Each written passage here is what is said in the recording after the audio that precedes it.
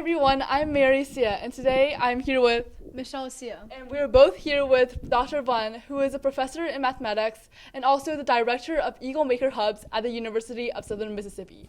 We are here today to explore her STEM journey. So, Dr. Van, can you tell us a little bit about yourself? Well, thank you for having me. First of all, I feel very honored to be here. I am a professor of mathematics education, but at the University of Southern Mississippi, it is in the math department because our future math teachers basically have a degree in mathematics as well. So they're well prepared to teach middle school and high school math. I mostly teach those classes, but mainly I also am here in Eagle Maker Hub where I teach math with technology. And the technology in here is 3D modeling, 3D printing, laser cutting, coding, and a whole bunch of other stuff. So, what made you pursue your journey in the STEM field? Well, I don't think as a kid, I don't know that I always wanted to be in STEM, but ever since I was in fourth grade, I played the violin. And I performed in a lot of different kinds of concert halls. And I felt like concert halls are either aesthetically pleasing and the sound isn't that great, or the sound is great, but it's not very aesthetically pleasing, right? Yeah. So there's the intersection of the two often isn't there. I first wanted to be an architect. I was really inspired by Frank Gehry's work. One of his famous works is Falling Water. So the story goes he was being pressured by a family to observe this waterfall on the family land. And he kept not drawing the plans for the house. And finally the family was like at the firm and they were like, "Where's our plans?" And his response was, "All right." So he plopped a house in the middle of the waterfall. Thus the name of the house is called Falling Water. And so I was very inspired by the fact that there's this waterfall going through the middle of a house. Yeah. But going through architecture school, they always said like, "Oh, the girls should be interior designers and not architects." And I felt like I would have a lot of hurdles to face. And at the same time, I really liked 3D modeling and I really liked the math. And so I thought, you know what? I like these projects. I had enough math classes. Basically, I have a math minor, and I was able to teach high school math. So my first job was teaching high school math, and I fell in love with it. So I incorporated the project type teaching into high school math to make high school math fun. So early on, when I started teaching high school, I would do like kite projects in high school geometry where they built kites. Oh yeah, that's what we did. Oh, awesome! Yeah, actually, like we just did that last week. We built kites, and then my teacher was like, "Oh, if the weather is good, we'll go and fly it." I was like, yeah, right. So that makes you want to learn more. Yeah. So I think growing up, it just seemed like math wasn't as fun because we didn't have as much projects as we should. There's so many things that, STEM careers are tied to mathematics. Math is your gateway. Like, if you can't go through the calculus series, you're not going to be an engineer. Right now we're in this calculus series, but you basically incorporated both arts and math together, right? Yes. We can't do mathematics, technology, engineering, and science without the aesthetics and how to communicate it, right? And so it has to be the complete package. Otherwise, you're fragmented. Right. I feel like there's a lot of people who don't know that there is more than just math to the math aspects. Right. Like Pythagorean theorem doesn't make sense until you're building a ramp into a building, right? That's really true, yes. We just learn a squared plus b squared equals c squared, but we don't know how to implement it. Right. So how do you think women has made a positive impact on like research and like innovation? I think women come from a different perspective than men, Yeah. right? So oftentimes when people study women in STEM, they study white women in STEM. And oftentimes when they study different race in STEM, they study black men in STEM. There's so many pockets of intersectionality. I think having these different perspectives really help with that, and people in the different intersectionality give you different perspectives in that.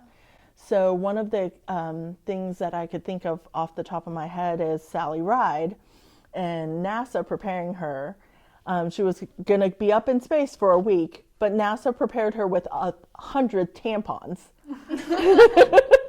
I don't think there was a woman anywhere close to the project planning where there were like 100 tampons for a 5-day trip in space. That doesn't make sense.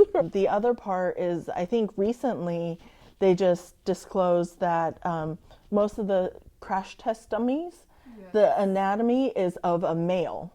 Yeah. But they don't test it on females. Yeah.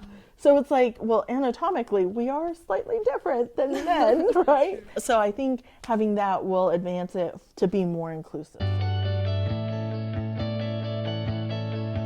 You mentioned there's like a lot of male figures in STEM. So what are some like hardships or encounters that you've been through as a female in a male-dominated field? Not only am I a female in math, I buffered by the fact that I'm Asian, but since 2014, I started doing the work in 3D modeling and printing in teaching mathematics as well, which then brings in the whole arm of technology. And there's the term tech bros, and that's definitely true. Yeah. So breaking into the tech bro market with 3D printers, teaching math, and they're like, oh, honey, wouldn't you want something that's more pretty? And I'm like, aesthetically pleasing or not, disregards its usefulness in my classroom. Like, That is true. it totally negates it. Like, I don't care if it's aesthetically pleasing. But you took one look at me and assumed, That is true. you know. You also mentioned like technology. So basically you're incorporating mathematics, technology, and arts all in one, right? Yeah. So it's not just like a STEM field, but there's also like art aspects. Yeah. Yes. Well, and the thing is, aesthetics has something to do, right? There's form and function. During COVID, one of the things I found out was I can make a useful product. So I created 9 COVID responsive PPEs for Forest General and the nearby hospitals and health professionals. But what I found was you can make a product that is useful and answers the issue, but it has to be usable by people, and it's something as simple as a mask. I'm like, it's a medical device. Who cares what it looks like? Well, apparently people care. People do. Because it's on your face, Yes. right? So all of that has to be put together. For example, I've had a couple of classes when I was working on the math PhD that it was because I was I was classified as math education as well. They thought, well, obviously she probably doesn't have the right answer. So yeah, I got a couple of B's not because I didn't do the work correctly or whatever. It was one of those very competitive classes, and most of the other people in the class were men. And it's like how many times you speak and then how many times the professor actually writes your name down for speaking and proving things. And so for classes like that, I was like, well, I don't have his official grade book. I can keep my own tally, but my tally is not his tally. Yeah. So part of me was like, I wanted to be a straight A student for my PhD program, but I couldn't. And that's just the way it is. But see, I wasn't going to be a student forever, right? Right. So learn what I can, get out of there, and then don't be that when I was a professor, when I became a professor. What is like a challenging project that you've worked on? So I think it's my ongoing project to incorporate 3D modeling and printing into teaching math. But I would say before that, it was a lot of the COVID projects that I worked on, for sure. But I think each project that you tackle, it's easier to go ahead and identify where the barriers may be and work through those barriers, and whether or not it's worth it to work through those barriers.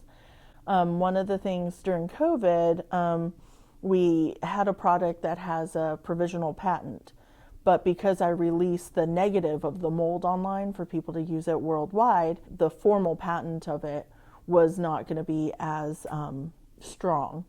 So I could have worked through that, but I don't want my life goal to be making and manufacturing masks. So I kind of wanted to get back to my original mission of incorporating 3D modeling, 3D printing, and now VR into spatial visualization for mathematics. Yeah, because I just remember like we used to build a bird nest like using like wood and like constructing it, and there were so many obstacles like just building that one bird nest. so I imagine there must be like a lot of obstacles like combining so many different aspects to build a project.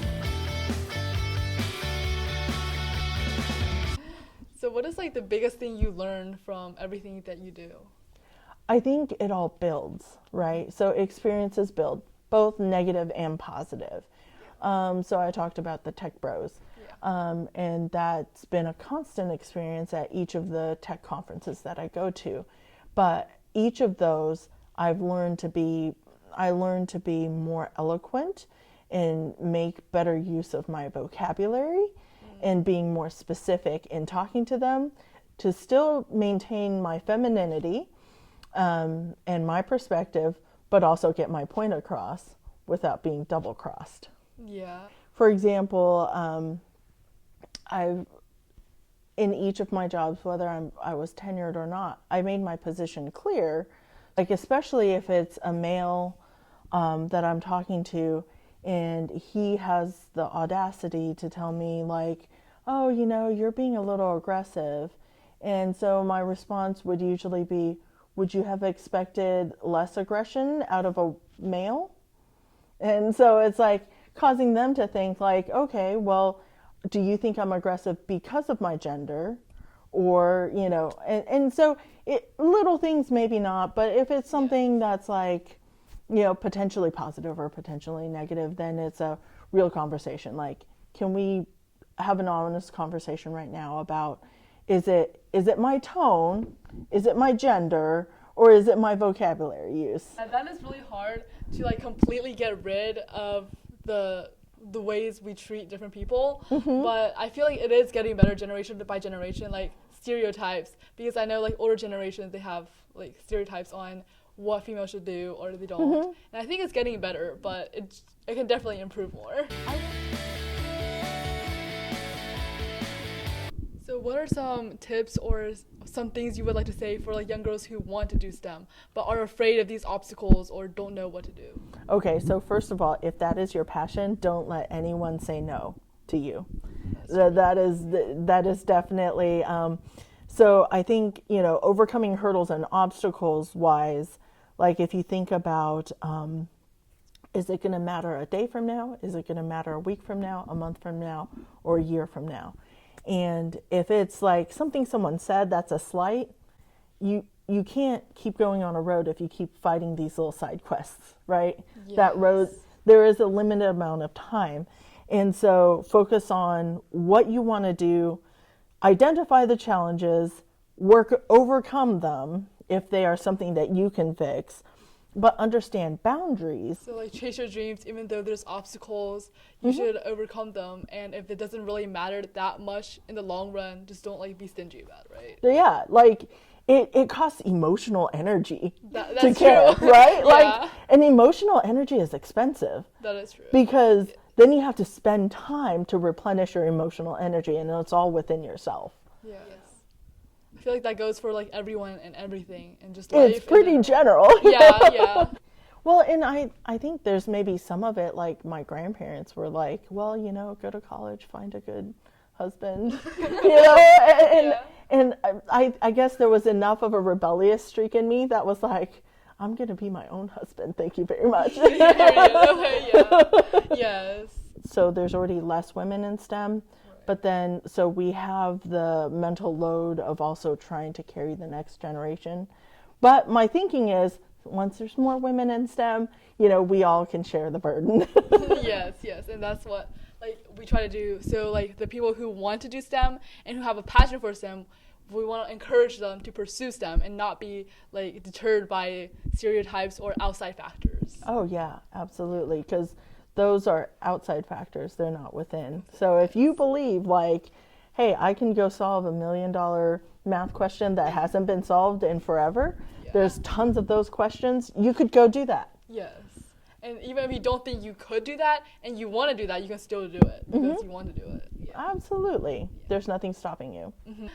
Well, thank you so much, Dr. Wang, for letting us talk to you, and we learned so much from this, and we are so honored to have you here.